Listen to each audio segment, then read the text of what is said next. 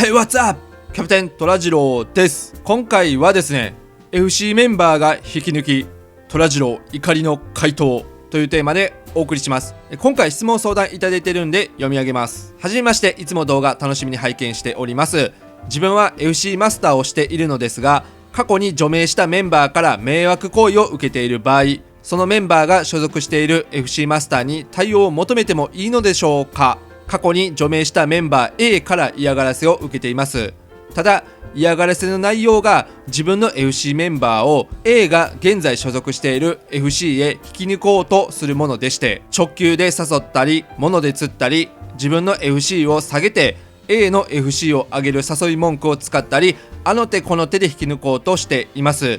幸いメンバーは誰一人誘いに乗らず、むしろ大丈夫と引き抜こうとしていることを教えてくれるくらいなので、その点は安心しています。ただ正直いい気分はしないので止めるようにテルを飛ばしたのですが、フレンドを自分が所属している FC に誘って何が悪いのか。だいたい抜ける抜けないは本人の自由だし、マスターとはいえ口を出す権利はないでしょと言い捨て、以後ブロックされたのか返事は返ってきませんでした。それからもちょくちょくちょっかいを出してきており、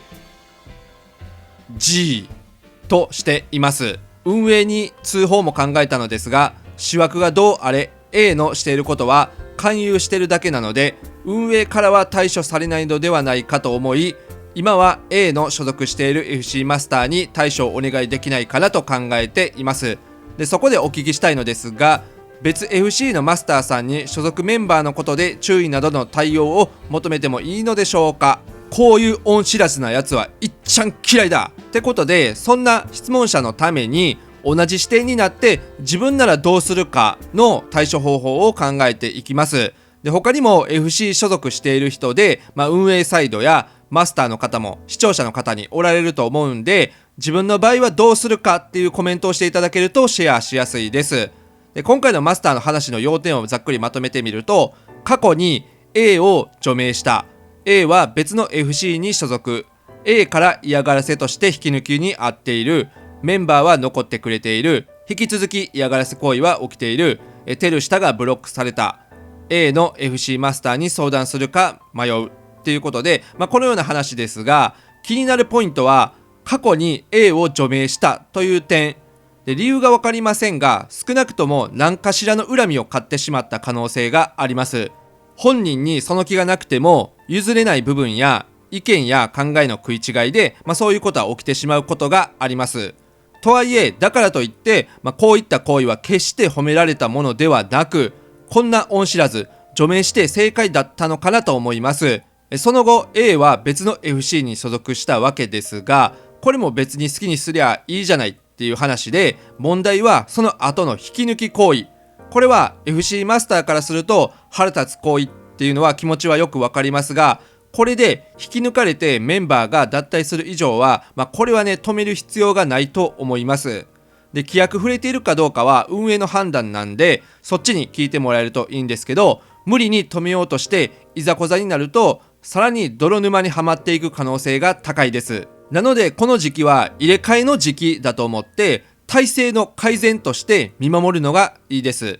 で、このあたり FC マスターとしてはめちゃくちゃ辛いと思いますが、その後に残ったメンバーたちとより過ごしやすい環境を作っていけるんで、こういうケースは通過点の一種だと思いましょう。ただ質問者の FC メンバーは引き抜きに合っているのにもかかわらず残ってくれていて、しかも心配の声もかけてくれているんで、この辺も問題ないと思います。 A と同じように少しでも疑問を持つ人は、一緒に抜けていくことがあるので明確であると。で、正直そういったタイプの人で所属していた FC を抜けて、外部から悪意のある引き抜きをする人に人は誰もついていきませんよと。結局 FC を離れても一人でいることがあります。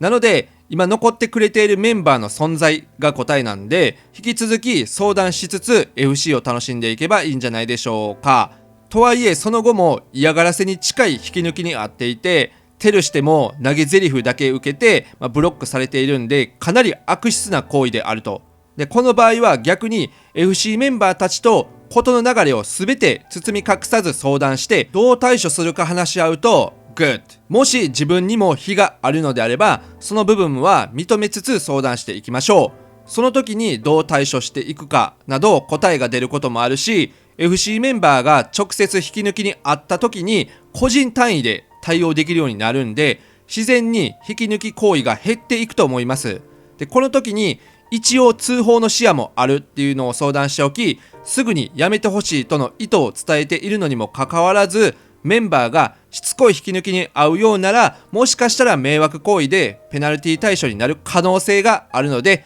常に通報するという意識だけ持っておくだけでも楽になります。でその際に A にもこれ以上しつこくメンバーにつきまとうなら通報するよっていうことだけ伝えておくと予防線になるかなと思います。少なくともこちらをブロックしている時点で、まともに話す気もないと思うんで、次のステップはそれくらいにしておくのが妙案かと思います。最後に向こうの FC マスターに話すかという点ですが、これは正直どっちでもいいと思います。これは自分の FC で相談して決めればいいでしょう。仮にここまで動画で話した内容を、実践したとして、引き抜き行為が止まって、関係もなくなるなら別に向こうに言う必要もないだろうし、いやいやこれ以上もう許せないっていうのと、あちらの FC に迷惑がかかることを懸念するのであれば、向こうのマスターに伝えるのもありだとは思います。その際はあちらのマスターに一連の流れを説明して、実はこんなことをするやつだけどそっちで面倒見れますかっていうのと、引き抜いたメンバーも一緒に面倒見てくれ引き抜いたメンバーも一緒に面倒見て引き抜いたメンバーも一緒に面倒を見てくれますかと聞いてみましょう。大体のマスターであれば、そういった面倒など持ち込まれても困るっていうので、断るかその A を除名する可能性があると。で仮に虎次郎の FC にその A が来たとして質問者から相談を受けたら